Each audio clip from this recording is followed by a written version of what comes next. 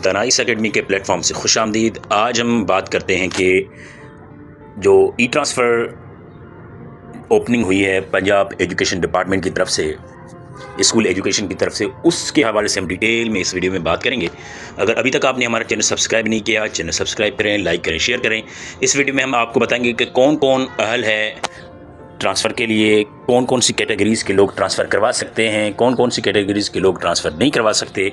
और इसके साथ साथ हम आपको इस वीडियो के थ्रू बताएंगे कि आप अप्लाई किस तरह कर सकते हैं ट्रांसफ़र के लिए, म्यूचुअल ट्रांसफ़र किस तरह करवा सकते हैं, और जो भी कैटेगरी है उसके लिए आप सिस के थ्रू किस तरह ट्रांसफ़र करवा सकते हैं। तो इस वीडियो को आपने कंप्लीट देखना है।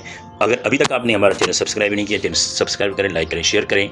और अब हम चलते हैं। ये आप देख सकते हैं कि नोटिफिकेशन आया है 8 मई 2023 का। इसमें आपको बताएंगे कि 2023 की पॉलिसी क्या है ट्रांसफ़र की, जो पंजाब एजुकेशन डिपार्टमेंट निकाली हुई है।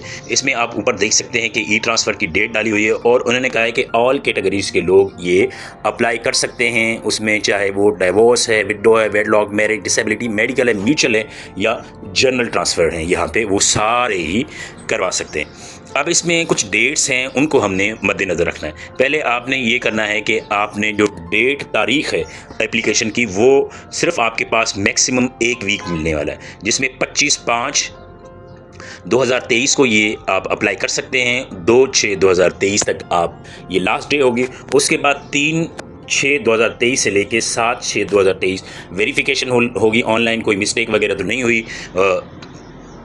और अपील के लिए आपको डेट दी जाएगी 8/6/2023 को। 12/6/2023 तक आप अपील कर सकते हैं। अपील की डिसीजन जो कमेटी निकालेगी वो 13 से लेकर 17 तक होगा। Order will be issued on 20/6/2023 को। आपको ऑर्डर आपके सिस के थ्रू मिल जाएंगे। आपने ये सारा प्रोसीजर सिस के थ्रू ही करना है, SIS के थ्रू।